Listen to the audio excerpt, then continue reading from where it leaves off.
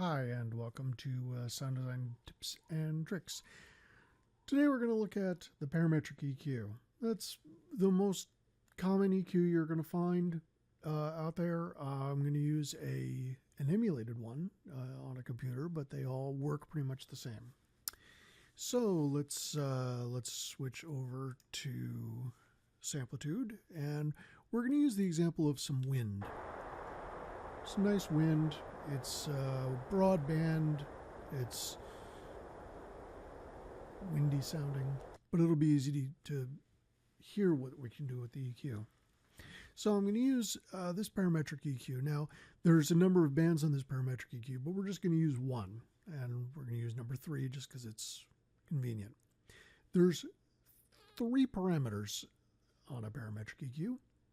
There's the gain, which can be plus or minus, meaning more or less of, and then the second thing is the frequency, so more or less of whatever frequency you want to adjust, and then there's how wide or narrow you're adjusting, so how many other frequencies are being involved.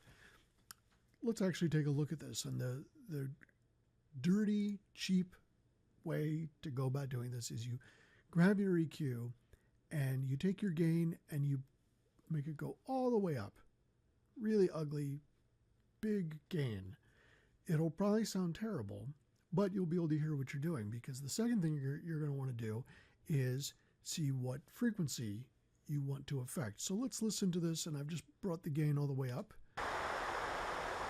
And that's at 5,000 hertz. I'm going to now grab this, and you can hear me changing the frequency. So that's 2,000. This is up at 10,000. Go down to 500.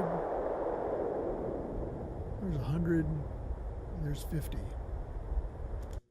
So all I've done is I've brought the gain all the way up, and then I've swept the EQ up and down. Now, you'll notice that there's probably a particular place when you sweep that the EQ is really doing a lot of change to the sound. Let's find that place. There's a heavy one right here at around the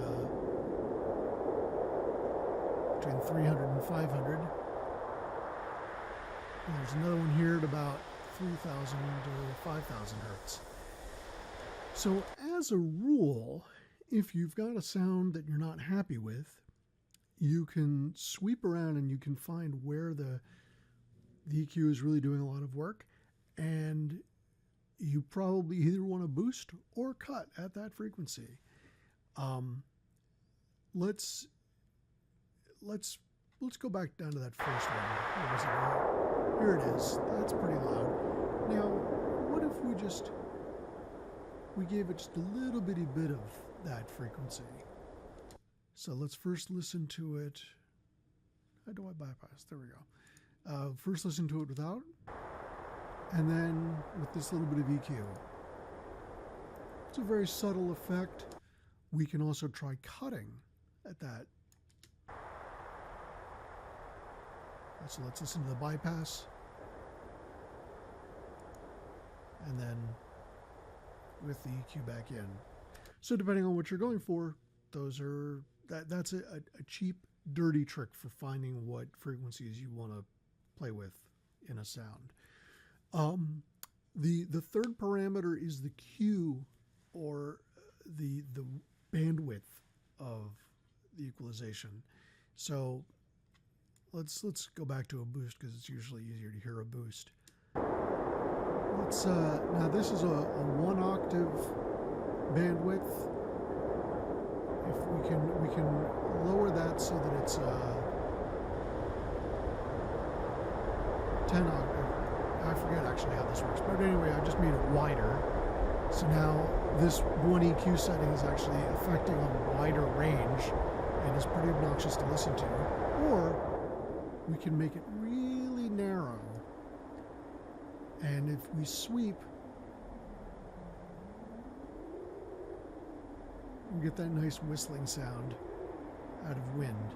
So now it's really narrow, and I've boosted it. I've boosted the effect, so we can really hear what frequency we're touching.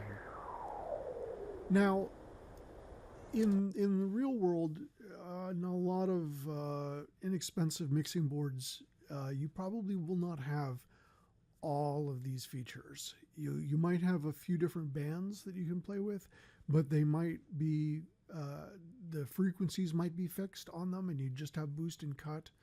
Or you might be able to sweep the frequency, boost and cut it, but you probably wouldn't be able to change the bandwidth of the Q. But on some mixers you can, especially on digital mixers, you can probably go in there and get that sort of thing out of it. That's dirty trick number 1 for using a parametric EQ.